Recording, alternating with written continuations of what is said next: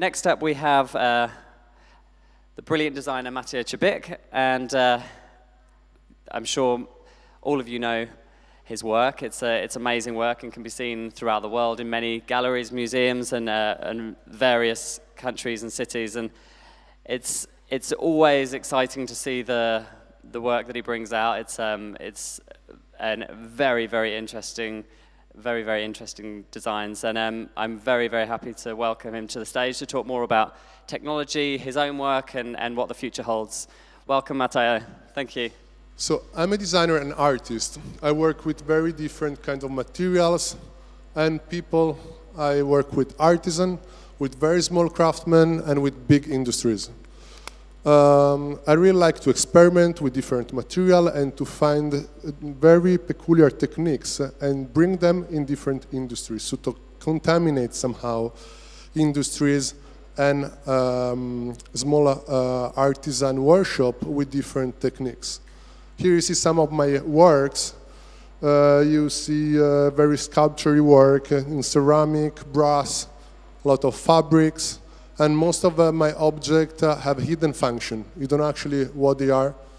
Some are strange figures. They hold cactus inside their terrariums. Other are strange figures that turn into cabinets or something else. But today I want to talk to you about how technology influenced design or vice versa. So in history of design, we've always design follow technology. And what I find interesting after Rodi asked me this question is how actually design find the why of the technology. So Simon Sinek, I don't know if you know it, he designed this that is called the golden circles, that put in the center the why of whatever we do. Because more or less everyone knows what he does, how it does, but really few people know why do something. And most of the people that do technology are mainly research or big industry, but they didn't at the beginning, when they do it, they don't know why and what is going to help and why these things are going to help people outside their industry and why it's going to be a turning page for the industry and for the world. So, in 1920s, 30s, the designer utopia was to create mass-produced objects with an artistic value in a way that masses will have a benefit from that. But today, we are living a dystopia in which low-cost disposable objects for the masses are destroying the ecosystem. So we have to find a new way of, like a new utopia. And as well, in the 1980s, designer we had this utopia of making artificial intelligence in a way that people would have more time in doing something else and not dedicate themselves in very boring tasks. But today we are now scared of artificial intelligence because it's going to bite our job and or kill us. So it's interesting how it's designed somehow that run the big ideas of the future and then technology develop it, and so many people is inspired by that and run in industry. So here there are two objects that made the history of design, and they have something in common, that you will never use both of them today.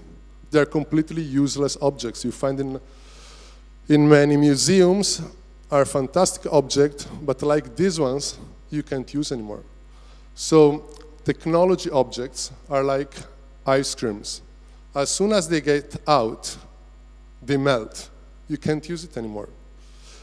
You know what's the difference between these two objects? They're very similar, and they have one similarity. They are both sold at Alibaba. This has been made more than 2,000 years ago, but is still reproduced and is still being sold in Alibaba. And this as well is not an original cartel, is seen and sold in Alibaba. And they are very basic objects that are going to be probably reproduced for the next 2,000 years. So it's interesting how today we are buying and we are selling ice creams. So in fashion system, as you know, because you are coming from the fashion, whatever you do, in the moment in which it goes out in the market, it's already gone. It's already out of fashion, as technology is. So that's questioning me a lot of why, why we are designing today and what we have to design. Yeah, that's exactly what you get when you buy an object. It's like to buy an ice cream. Remember this thing, because it's really when you get it, you're kind of being obsessed when you buy stuff, what you're buying. And this image, whatever I buy, I get in mind this object. And when I started doing fashion, what was really pissing me off, that if you arrive late to a delivery to a store, your product has no value. You sell it for 80% discount. And after 1 week, they are gonna sell it for 70% discount. So what is interesting about design and technology today is like this vision of the designer in 2005, more or less, was to produce bespoke object for the masses.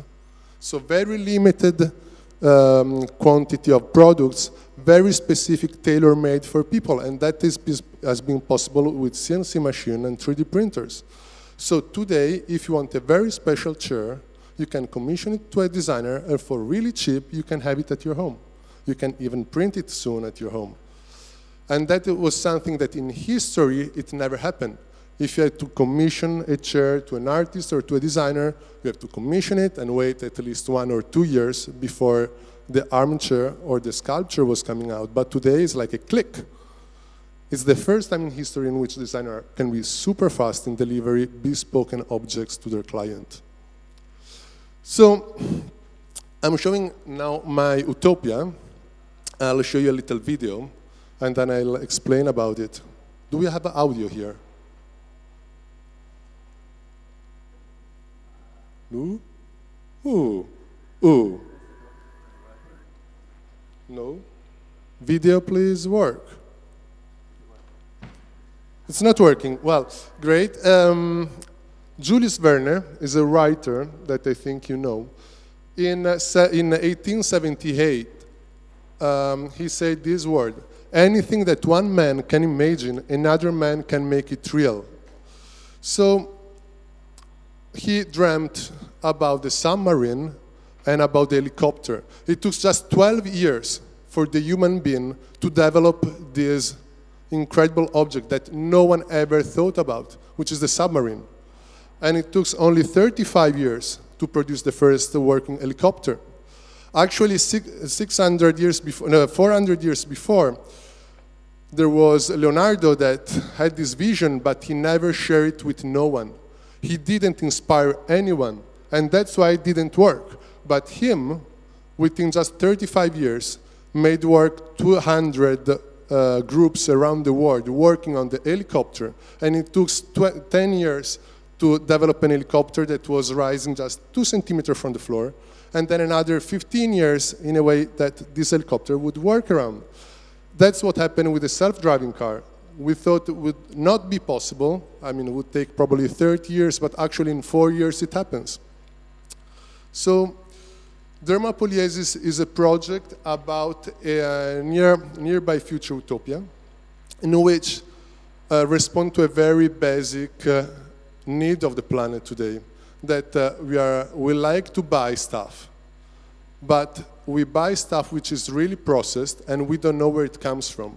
So when we buy a bottle of perfume, that bottle of perfume, the scent inside is coming from roses that have been grown in the North Africa, of course causing big problems. As you know, flowers need a lot of water to be fed.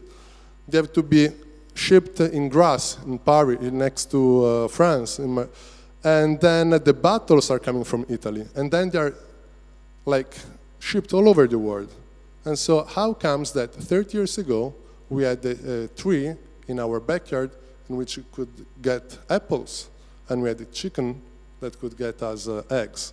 And today, we live in a world stuffed, completely filled of objects that are super processed, and we don't know how to get them from very close.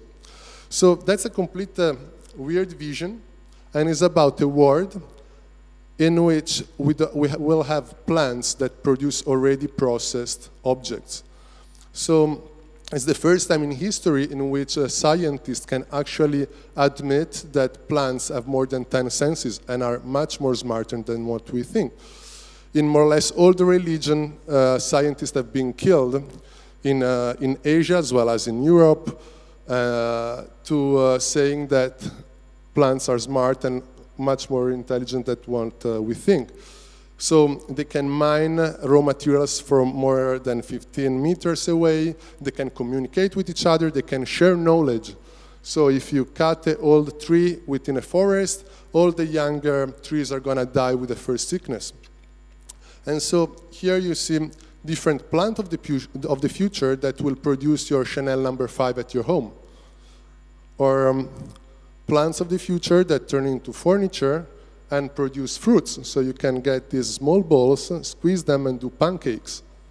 So this project is about giving and inspire young people in order to study physics, chemistry and neogenetics in order to create a new world in which you will have plants that create knitwear.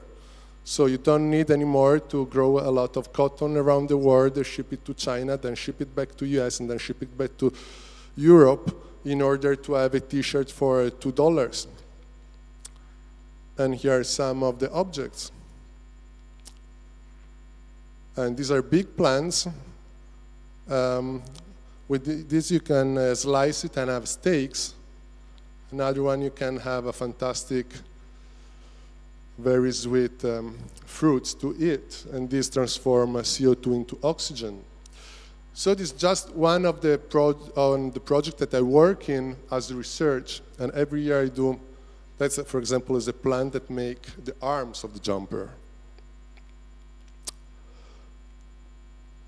So it's interesting how our designer today that can drive technology and drive the vision of the future on how we are going to live and how we can really turn the process of how we live and our lifestyle. So we are more or less finished, no? How much time we have? I can keep going? Okay. I'll show you some of my objects. That's my more iconic object. It's called Domsai. It's a desk terrarium. It's your best desk friend. It will look at you every morning and will tell you, are you doing the good things? I started producing with a very small artisan. Actually, most of my products are coming from a relation with a person, with an artisan. And most of my objects have zoomorphic and anthropomorphical shapes. Because I believe that whatever we see it as a persona, or at least if you want to be connected with an object, and not throw it away after 10 minutes. You need to create a kind of empathy relation with them. So my why is talking about the Simon Sinek circle is to create objects that people doesn't throw away. And to buy it, they have to be enough expensive not to throw them away. So when sometimes they ask me, what is a luxury for you? A luxury product is a product that after 10 years has the same value or it increases its value. That's why technology project and product can't be luxury, because a technology product lasts as an ice cream. So in the moment you buy it, it has no value. So here you see different projects I did for different artisan or editor or galleries. This is Taka and Amedeo are made in Carrara from a small workshop, and as you see, they recall the story of the joke of Livorno. Every project of mine is linked to a story, because when you buy an object, you buy a story. You don't buy marble. Otherwise, you're going to throw it away after 1 week. You know what's the lifespan of a toy? It's 23 hours in Europe. In US, is 11. So It's quite interesting. And there is a company now called EcoBird in Belgium that is doing these programs within schools and kindergarten in order to kids to bring their toys and recycle them into other objects. It's called EcoBird. It's a very nice project.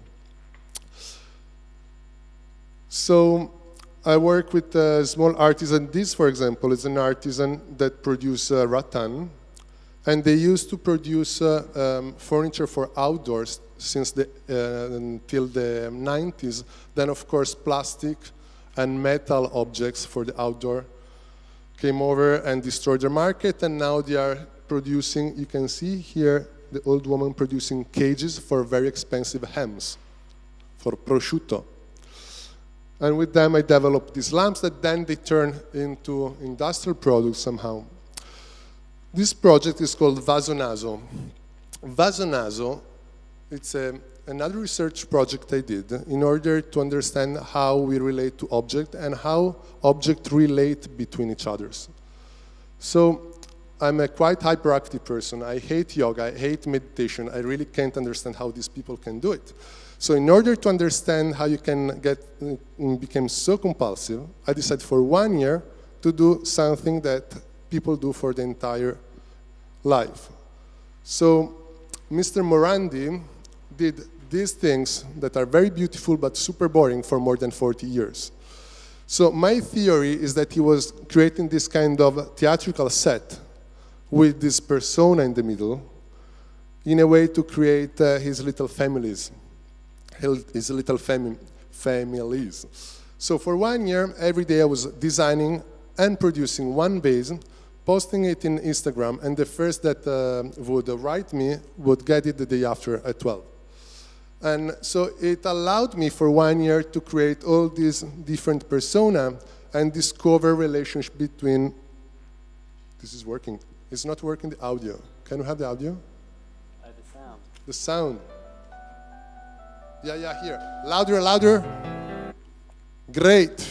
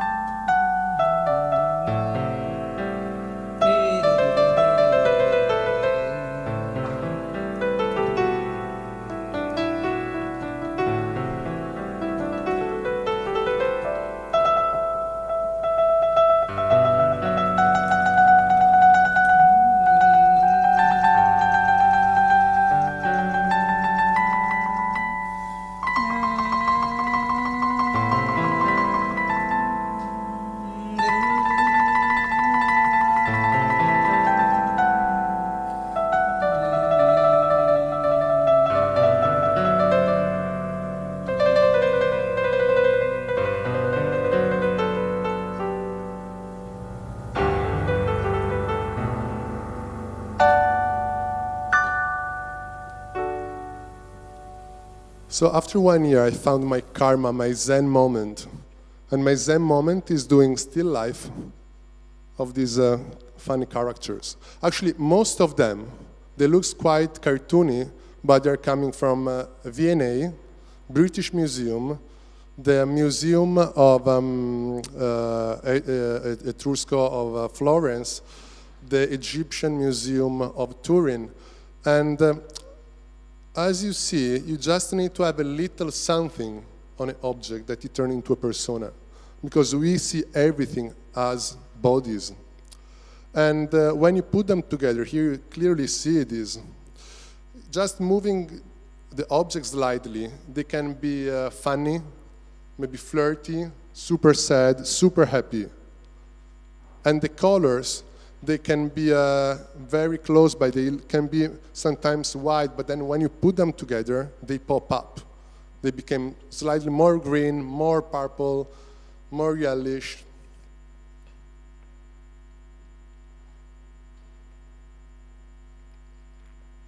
more metaphysical. That's a bus stop. They're waiting. These are bad guys. You can see, no? And then even big commission that sometimes can be very boring. You have to find something that keep you alive. So I had this big commission from Telecom Italia to represent a telco company today. And a telco company today is completely immaterial. You don't have a cable anymore. There are no phone box in the street. We actually, we are in a world of wireless. We don't have objects that represent communication. So basically, a telco company is just a big mirror to the world. And the only thing that they have to do is to transmit as fast as possible thought, people, objects around the world. So I transformed their building into a big glass, a big mirror. And during the day, throughout the day, it changed color as in the sky. So I produced this book in which you see how inside this building there are people and machines that are constantly keeping shining these mirrors. So I think we can sit down and go on. Yeah, absolutely. It's been brilliant just seeing all your amazing work and everything. The creativity that you exude is brilliant. I just wanted to talk about a little bit, and I know you spoke about it in the earlier part of your talk about technology and the way that it's sort of influencing design. What is the future with maybe the area where traditional design techniques are used and methods, and merging that with technology? Is that the future? Well, actually, that's the present. Most of the craftsmen and artisans today have 3D printers. They work very well with 3D modeling software. They are really into investing in machinery, in course of software of any kind. So that's already the present, I have to say. And I think in the future, it's going to be possible. Even, I mean, what is really interesting to me is that big companies are working toward creating super customizable objects in remote. And that is going to be something that is going to be a problem for artisans somehow, especially in the fashion industry, because soon a big company is going to drastically change the world of fashion. You will see it in 1 year. It's going to be completely different. You're going to get denim at your home for $50 in 2 hours, as you like. And this thing, I think, is going to be incredibly changing in the fashion industry. In other industry, we're going to have massive changes. And craftsmen and designer will, especially small ones, are going to focus on bespoke objects. Today, the model of distribution is based in super low-cost fast fashion, and the way to differentiate the buying is related to the super limited edition, and you see that's why it's working very well. Supreme or this kind of brands, they sell you super crap products, but an exclusive one that you can get just if you stay there all the night long to get your T-shirt with a red logo in it. So.